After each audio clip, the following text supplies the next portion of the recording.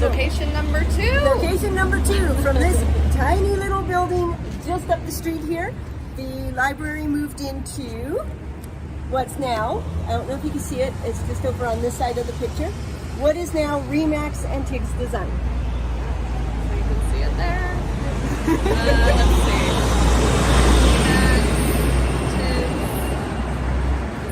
There we go. There you go. Okay. So, yeah, it was a very short move, but an Yes. absolutely necessary one. So what necessitated the move? Tell us more about that. This is what necessitated that move. I don't know if you can see it, this didn't print out terribly well, but if you look down here, these are weather records from December 1924.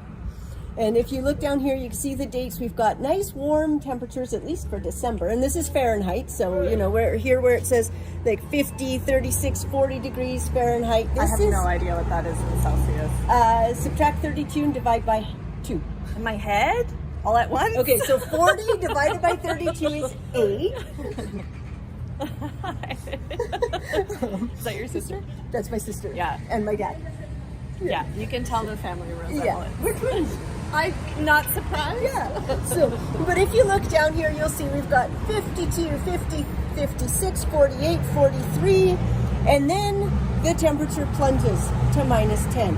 Wow. Yeah. So 43 would just be well above zero. Well above zero. Yeah. It was balmy. The newspapers Maybe like are all 10 predicting a degrees. mild winter. The sap was still running in the fruit trees. Okay. And then the temperature plunged about 50 degrees Fahrenheit in the space of 8 hours. There were gale force winds, 60-mile-an-hour winds blowing through the valley. Fruit trees were So 100 uprooted. kilometers an hour. Oh yeah. Yeah. It was, according to here, this little note over here, worst gale ever recorded in the Creston Valley. Wow. On the night of December 15th, 1924. Okay. And by the time it was all over, huge portions of the Creston Valley's fruit trees were uprooted or split, utterly destroyed. It set the fruit industry back 5 years.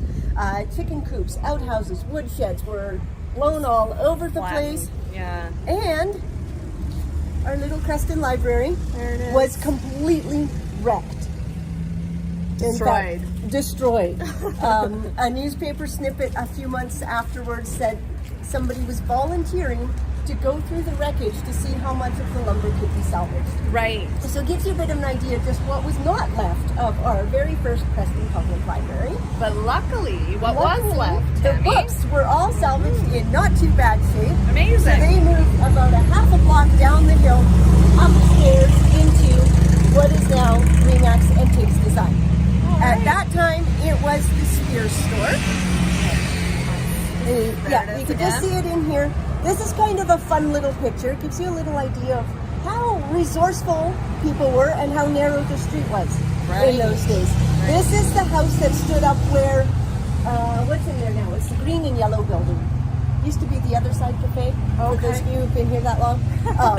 And the owner of this, Mr. Sinclair Smith, realized that he could get a lot more property or a lot more money for his property as a commercial lot than a residential lot. So he jacked up his house, skidded it down the street, and it still stands on Northwest Boulevard.